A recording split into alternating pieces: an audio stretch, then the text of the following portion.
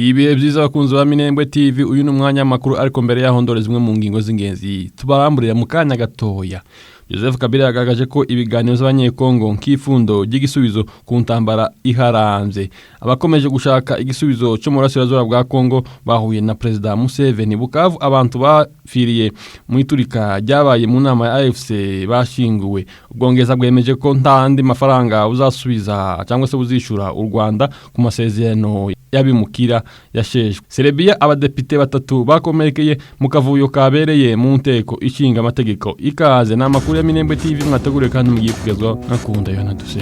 Bambura zino ngingo z'ingenzi tumaze kubabwira mu kanya, twababwira ko Minembwe abantu batangiye gusura mu mazu yabo nyuma y'intambara yabaye mu bice bitandukanye mu karere ka Minembwe. Abantu bakaba batangiye kugaruka mu mazu yabo, bavuga nk'abo mugahera nibo tuzi neza ko batangiye gutaha ku munsi w'ejo. Urundi ruhande ruvuga ko M23 yageze muri territoire ya Mwenga, kubisa ko Mikenke yaberemo intambara ubushize nayo iri muri territoire ya Mwenga. Mu yandi makuru nuko Omega byavuzwe ko yapfuye agiye gushikirizwa urwanda. General Pacifique Ntawunguka wamenyekanye ku izina rya Omega wari umuyobozi w'ishami rya gisirikare rya FDLR rizwi ku izina rya Foka Les Forces Combattant abacunguzi, yashikirijwe igisirikare cy'u Rwanda nyuma yo gufatirwa mu rugamba ingabo za Republika Demokarasi ya Kongo zihanganye n'umutwe wa M23 mu burasirazuba bwa Republika Demokarasi ya Kongo. Mu mpera z'ukwezi gushize hakwirakwiye amakuru yuko Pacifique Ntawunguka wamenyekanye mu izina rya Omega yitavye Imana arasiwe mu migwano ihanganishije AFC M23 na FARDC yifatikanyije n'indi mitwe itandukanye irimo FDLR. Nyuma y'ayo makuru yacyaracaye ku mbuga nkoranyambaga, umuvugizi wa M23 wungije Dr. Oscar Barinda yavuze ko batari babona umurambo wa General Pacifique Ntawunguka wamenyekanye ku izina rya Omega. Icyo gihe yagize ati, General Omega amakuru ye muzayamenya tuzayatangaza vuba aha, turacyashakisha. Je nageze mu ndake ye. Indake ya General Omega iri Kanyamahoro munsi y'ikirunga cya Nyiragongo, ntawurimo ariko n'umurambo we ntabwo turawubona. Amakuru dukesha ibinyamakuru bitandukanye bivuga ko General Omega yashikirije u Rwanda kuri umunsi wa gatatu itariki 6 z'ukwezi kwa gatatu. Joseph Kabila yagaragaje ko ibiganiro z'abanyekongo nk'ifundo ry'igisubizo ku ntambara ziharanze. Joseph Kabila wabaye president wa Republika Demokarasi ya Kongo kuva muri 2001 kugeza muri 2019 abona ko ingabo z'amahanga ziri mu burasirazuba bwa igihugu zose zikwiye kuhava kugira ngo abanyekongo bakemure iki kibazo. Mu kiganiro na NBC News yo muri Namibia, umunyapolitike yasobanuye ko kugira ngo intambara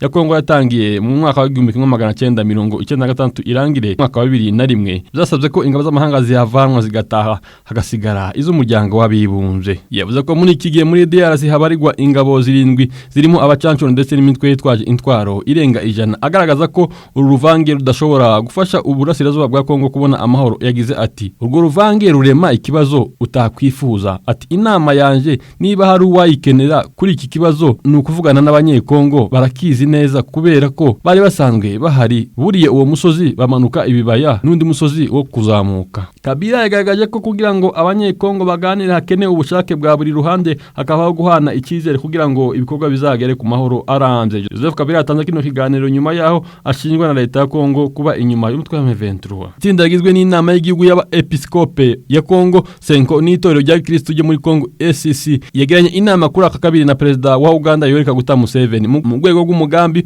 wo gushaka igisubizo cy'amahoro ku kibazo kiri mu burasirazuba bwa Republika Demokarasi ya Kongo. Iyi nama irangiye Perezida Yoweri Museveni yagaragaje ko ashigikiye byimazeyo ubu buryo bugamije guca burundu ihohoterwa ribere mu burasirazuba bwa Republika Demokarasi ya Kongo binyuze mu biganiro bidaheza kandi bihuza abafite uruhare bose muri aya makimbirane amaze imyaka n'imyaka. Perezida wa Uganda kandi yasezeranyije ko azashigikira iki gikorwa mu rwego rwo kwemeza ko inteko zacu zizagirwaho kugira ngo iki kibazo gikemuke mu mahoro. Nkuko byatangajwe na Eric Nsenga, umuvugizi wa SCC nyuma y'ibiganiro byinshi yagiranye n'abakuru b'ibihugu bo mu karere.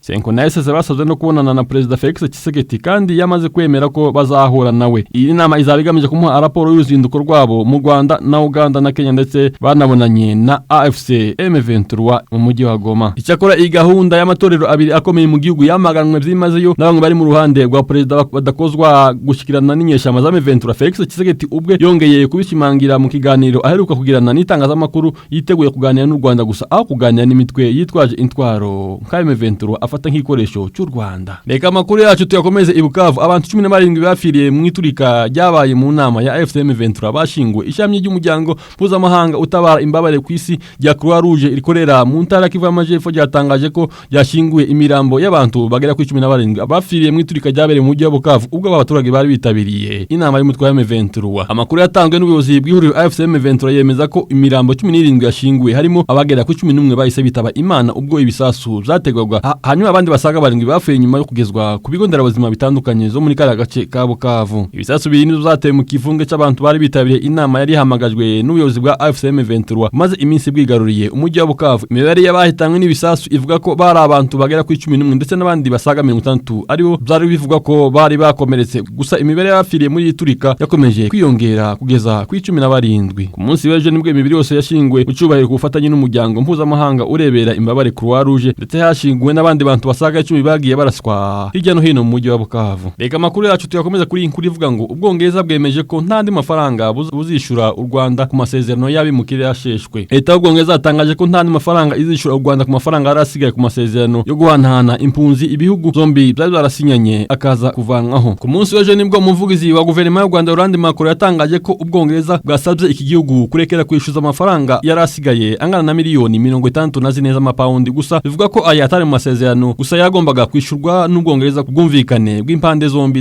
zazarasezeranyije. Ubwo yatangaga igisubizo kuri iki kibazo mu ijambo rye uhagarariye leta y'Ubwongereza yatangaje ko nta yandi mafaranga iki gihugu kizongera gutanga afite aho ahuriye n'amasezerano yo kohereza impunzi cyari gifitanye na leta y'u Rwanda. Ubwongereza butangaje icyemezo nk'ubwambuzi ku Rwanda nyuma y'uko mu kwezi gushize bwatangaje ko buhagaritse inkunga bwahaga iki gihugu gito giherereye mu burasirazuba bw'umugabane wa Afurika nyuma ko bwagishinja ukwivanga ndetse no kugira uruhare mu guhungabanya umutekano muri Repubulika ya Demokarasi ya Kongo. U Rwanda nyuma y'itangazwa ry'ibi bihano nubwo rwavuze ko ingamba zafashwe gusa zidafite aho zihuriye n'inzira igera ku gisubizo cy'ikibazo cy'umutekano muke ukomeje kurangwa mu burasirazuba bwa DRC. Reka makuru yacu tuyasoreze muri Serbia. Abadepite 3 bakomerekeye mu kavuyo kabereye mu nteko. Abadepite 3 bakomerekeye mu nteko ishinga amategeko nyuma y'akavuyo katewe no kutumvikana kuri gahunda y'ibikorwa by'inteko hagati y'abadepite badashigikiye leta n'abayishigikiye. Ku murongo w'ivyigwa hateganyijwe ko inteko ishinga amategeko ya Serbia yagombaga kongera ingengo y'imari ishibwa mu burezi kw'amashuri makuru na kaminuza. Icyakora abadepite bo mashaka atavuganwa n'umutegetsi bwa leta basabye ko iyi gahunda yimurwa. Cyo yifuzaga nuko inteko ibanza kwemeza ubwego bwa ministre w'intebe Milosi Vucevic. Uyu mugabo yeguye mu kwanza icyakora aracari mu nshingano ze kuko inteko itarabyemeza ubwayo. Abadepite batavuga rumwe n'ubutegetsi basabye ko mbere yuko imirimo y'inteko ikomeza ubwegure bwa Milosi Vucevic bubanza kwemezwa kugira ngo ave mu nshingano. Icyakora ibintago byakiriwe neza n'abandi badepite bashinja abagenzi babo guteza akavuyo mu nteko ishinga amategeko. Akavuyo katumye abadepite 3 bakomereka barimo na Jasmina Obrodivice wakomeretse bikomeye cyane akajanwa mu bitaro ndetse yasuwe na President Alexander Vučić. Muri imyigaragambyo amacupa y'amazi, amagi n'ibindi bikoresho bikwirakwiza umwuka uhumanya byose byakoreshejwe kugira uruhare mu gukomeretsa aba badepite. Ibintu byahinduye isura muri Serbia mu kwezi kwa 11 umwaka ushize ubwo impanuka isenyuka ry'urukuta yabereye hategekwa gari ya moshe mu gace ka Novi Sad. Icyo gihe abantu 15 baguye muri iyo mpanuka ariko bidatinze abanyeshuri batangiye imyigaragambyo bavuga ko iyo mpanuka ishingiye ku bibazo byugarije icyo gihugu birimo na ruswa ituma ibikorwa byateguwe bidashigwa mu bikorwa uko bikwiye. Imyigaragambyo yaje guhinduka iyo kurwanya ubutegetsi ndetse na ruswa iburanga ari nabyo byatumye ministre w'intebe Milosi Vucevic yegura. Mbere ko tubanakoze kubana natwe nimba mutakora subscribe muyikore nimba mwarakoze mukore share like comment kugira ngo ibintu bikomeze bigende neza. Minembwe TV kunda Yohana dusere ibihe byiza.